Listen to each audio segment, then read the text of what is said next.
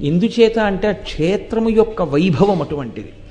ఆ క్షేత్రము ప్రకాశించినది, అక్కడ ఉన్నటువంటి ఆ ఈశ్వర స్వరూపము ప్రకాశించినది కూడా నేనింత పండితుణ్ణి, నాకిన్ని తెలుసు, నేనిన్ని చదువుకున్నాను, నాకింత గొప్పతనం ఉందని, నేను ఇది చెయ్యగలనన్న భావన ఎవరికి ఉన్నదో వారికి తప్ప, నేనేమి చెయ్యగలనన్న భావన ఉన్నవాడికి, లేదా అసలు ఇది చెయ్యడమన్న మాట కాకుండా కేవలం వెంకటేశ్వర స్వామి వారిని ఒక కుటుంబ సభ్యుళ్ళ ప్రేమించిన వారెవరున్నారో, అంత సంతోషంగా ఆయన పట్ల అనురక్తితో ఉన్నవారెవరున్నారో వారి పట్ల ఆయన ప్రసన్నుడయ్యాడు.